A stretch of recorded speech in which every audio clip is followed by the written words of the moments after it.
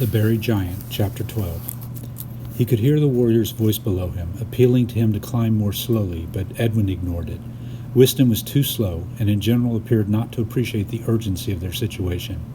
When they were still not halfway up the cliff, he had asked Edwin, "Can that be a hawk just flew past us, young comrade?" What did it matter what it was? His fever had made the warrior soft, both in mind and body. Only a little further to climb, and then he at least would be over the edge and standing on firm ground. He could then run, how he longed to run, but to where? Their destination had for the moment drifted beyond his recall. What was more, they had been something important to tell the warrior. He had been deceiving Wystan about something, and now it was almost time to confess. When they had started their climb, leaving the exhausted mare tied to a shrub beside the mountain path, he had resolved to make a clean breast of it once they reached the top. Yet now he was almost there, his mind held nothing but confused wisps. He clambered over the last rocks and pulled himself up over the precipice. The land before him was bare and wind-scarred, rising gradually towards the pale peaks on the horizon. Nearby were patches of heather and mountain grass, but nothing taller than a man's ankles. Yet strangely, there in the mid-distance was what appeared to be a wood, its lush trees standing calmly against the battling wind. Had some god on a whim picked up his fingers a section of rich forest and set it down in this inhospitable terrain? Though out of breath from the climb, Edwin pushed himself forward into a run. For those trees surely were where he had to be, and once there he would remember everything. Wystan's voice was shouting again somewhere behind him. The warrior must finally have arrived at the top, but Edwin, not glancing back, ran all the faster. He would leave his confession until those trees. Within their shelter he would be able to remember more clearly, and they could talk without the wind's howl. The ground came up to meet him and knocked the breath from him. It happened so unexpectedly he was obliged to lie there for a moment, quite dazed, and when he tried to spring back to his feet, something soft but forceful kept him down. He realized then that Wystan's knee was on his back, and that his hands were being tied behind him. "You asked before why we must carry rope with us," Wystan said. "Now you see how useful it can be." Edwin began to remember their exchange down on the path below. Eager to start the climb, he had been annoyed by the way the warrior was carefully transferring items from his saddle into 2 sacks for them to carry.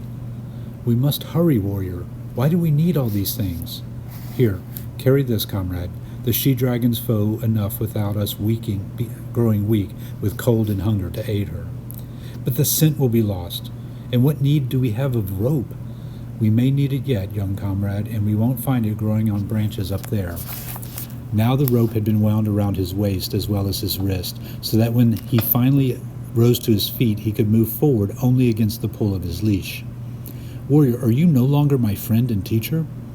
"I'm still that, and your protector too. From here you must go with less haste." He found he did not mind the rope. The gait it obliged him to adopt was like that of a mule, and he was reminded of a time not long ago when he had had to impersonate just such a beast going round and round a wagon. Was he the same mule now, stubbornly pushing his way up the slope even as the rope pulled him back down? He pulled and pulled, occasionally managing several steps at a run, before the rope jerked him to a halt. A voice was in his ears, a familiar voice, half singing, half chanting, a children's rhyme, one he knew well from when he was younger. It was comforting and disturbing in equal measure, and he found if he chanted along until, while tugging the rope, the voice lost something of its unsettling edge. So he chanted, at first under his breath, then with less inhibition into the wind. "Who knocked over your cup of ale? Who cut the dragon's tail? Who left the snake inside the pail? 'Twas your cousin Adney." There were further lines he did not remember, but he was surprised to find that he had but to chant along with the voice and the words would come out correctly. The trees were near now, and the warrior tugged him back again. "Slowly, comrade. We need more than courage to enter this strange grove. Look there. Pine trees at this height's no mystery, but aren't those oaks and elms beside them? No matter what trees grow here, warrior, or what birds fly these skies, we have little time left and must hurry." They entered the wood, and the ground changed beneath them. There was soft moss, nettles, even firs. The leaves above them were dense enough to form a ceiling, so that for a while they wandered in a gray half-light. Yet this was no forest, for soon they could see before them a clearing with its circle of open sky above it. They thought thought came to Edwin that this was indeed the work of a god. The intention must have been to conceal with these trees whatever lay ahead. He pulled angrily at the rope, saying, "Why dally, warrior? Can it be you're afraid? Look at this place, young comrade. Your hunter's instincts have served us well. This must be the dragon's lair before us now." "I'm the hunter of us two, warrior, and I tell you that clearing holds no dragon. We must hurry past it and beyond, for we've further to go." "Your wound, young comrade. Let me see if it remains clean." "Never mind my wound. I tell you the scent will be lost. Let go of the rope, warrior. I'll run on even if you will not." This time Wystan released him, and Edwin pushed past thistles and tangled roots. Several times he lost his balance, for tusked as he was, he had no hand to put out to steady himself, but he reached the clearing without injury and stepped at its edge to take in the sight before him. At the center of the clearing was a pond. It was frozen over, so a man, were he brave or foolish enough, might cross it in 20 or so strides. The smoothness of the ice surface was interrupted only near the far side, where the hollowed-out trunk of a dead tree burst up through it. Along the bank, not far from the ruined tree, a large ogre was crouching down on its knees and elbows at the water's very edge, its head completely submerged. Perhaps the creature had been drinking or searching for something beneath the surface and had been overtaken by the sudden freeze. To a careless observer, the ogre might have been a headless corpse, decapitated as it crawled to quench its thirst. The patch of sky above the pond cast a strange light down on the ogre, and Edwin stared at it for a while, almost expecting it to return to life, bringing up a ghastly and flushed face. Then, with a start, he realized that there was a second creature in an identical posture on the far right-hand edge of the pond, and there yet a third not far before him on the near bank, half concealed by ferns. Ogres usually aroused only revulsion in him, but these creatures, and the eerie melancholy of their postures, made Edwin feel a tug of pity. What had brought them to such a fate? He began to move toward them, but the rope was taut again, and he heard Wystan say close behind him, "Do you still deny this a dragon's lair, comrade?" "Not here, warrior. We must go further. Yet this spot whispers to me, even if not her lair, isn't this a place she comes to drink and to bathe?" "I say it's cursed, warrior, and no place to do battle with her. We'll only have ill luck here. Look at those poor ogres, and they are almost as large as the fiends you killed the other night." "What do you speak of, boy? Don't you see them? Look there, and there." "Master Edwin, you become exhausted, as I feared. Let's rest a while. Even if this gloomy spot, it gives us respite from the wind." "How can you talk of rest, warrior? And isn't that how these poor creatures met their fates, loitering in this bewitched place too long? Heed their warning, warrior." "The only warning I heed tells me to make you rest before you drive your own heart to burst." He felt himself tugged, and his back stuck against the bark of a tree. Then the warrior was trudging around him, circling ropes about his chest and shoulders till he could hardly move. "This good tree means you no harm, young comrade." The warrior placed a gentle hand on his shoulder. "Why waste strength this way to uproot it? Calm yourself and rest, I say, while I study more closely this place." He watched Wystan picking his way through the nettles down to the pond. Reaching the water's edge, the warrior spent several moments walking slowly back and forth, staring closely at the ground, sometimes crouching down to examine whatever caught his eye. Then he straightened, and for a long time seemed to fall into a reverie, gazing over at the trees on the far side of the pond. For Edwin, the warrior was now a near silhouette against the frozen water. Why did he not even glance toward the ogres? Wystan made a movement, and suddenly the sword was in his hand, the arm poised and unmoving in the air. Then the weapon was returned to its scabbard, and the warrior, turning from the water, came walking back towards him. "We're hardly the first visitors here," he said. "Even this past hour some party has come this way, and it's no she-dragon. Master Edwin, I'm glad to see you calmer.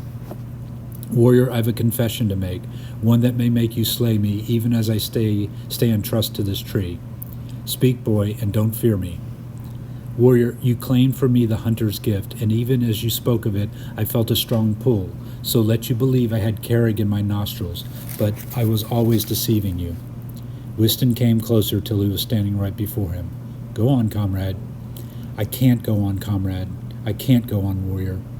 You've more to fear from your silence than my anger. Speak." I can't, warrior. When we began to climb, I knew just what to tell you, yet now I'm uncertain what it is I've kept hidden from you. It's the she-dragon's breath, nothing more. It's had a little sway over you before, but now overpowers you, a sure sign that we're close to her.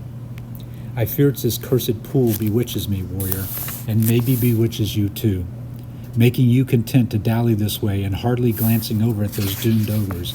Yet I know there's a confession I have to make, and only wish I could find it. Show me the way to the she-dragon's lair, and I'll forgive you whatever small lies you've told me. But that's just it, warrior. We rode the mare till her heart nearly burst, then climbed the steep mountainside, yet I'm not leading you at all to the she-dragon. Wystan had come so close to Edwin that he could feel the warrior's breath. What could it be then, Master Edwin, that you lead me to? It's my mother, warrior. I remember it now. My aunt's not my mother. My real mother was taken, and even though I was a small boy then, I was watching, and I promised her one day to bring her back. Now I'm nearly grown and have you beside me. Even those men would tremble to face us. I deceived you, warrior, but understand my feelings and help me now that when we're so near to her. Your mother? You say she's near to us now?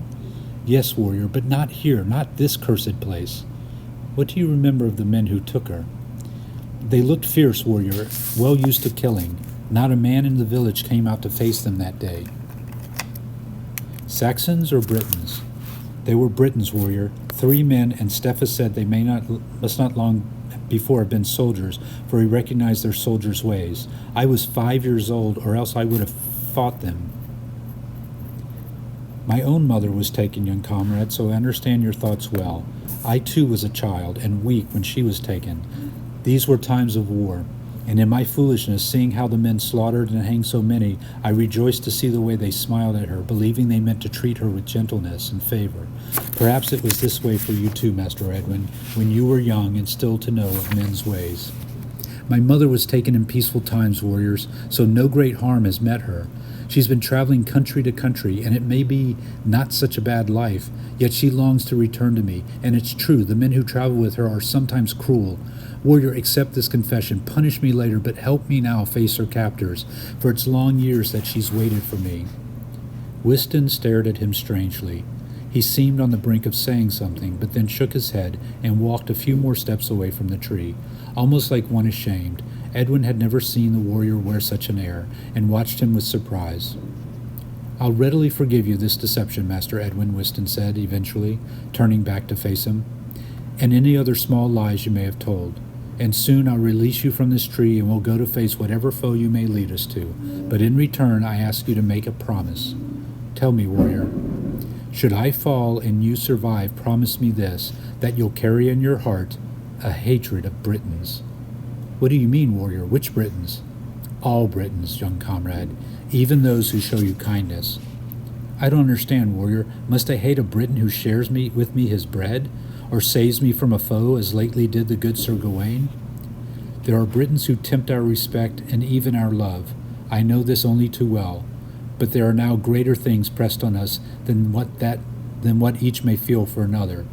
It was Britons under Arthur that slaughtered our kind. It was Britons that took your mother and mine. We've a duty to hate every man, woman, and child of their blood. So promise me this. Should I fall before I pass to you my skills, promise me that you'll tend well this hatred in your heart, and should it ever flicker or threaten to die, shield it with care till the flame takes hold again. Will you promise me this, Master Wystan? Or Master Edwin? Very well, warrior. I promise it. But now I hear my mother calling, and surely we've stayed in this gloomy place too long. Let's go to her then, but be prepared in case we come too late for her rescue. What can you mean, warrior? How can that ever be? For I hear her call even now. Then let's hasten to her call. Just know one thing, young comrade. When the hour's too late for rescue, it's still early enough for revenge. So let me hear you promise again. Promise me that you'll hate the Britons till the day you fall from your wounds or the heaviness of your years. I gladly promise it again, warrior, but release me from this tree, for now I feel clearly which way we must go.